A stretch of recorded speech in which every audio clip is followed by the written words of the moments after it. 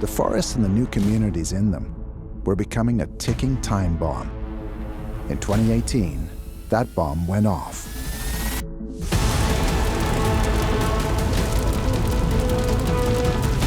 The deadliest fire in California's history hit the rural town of Paradise, California. 86 people perished, and the town was destroyed.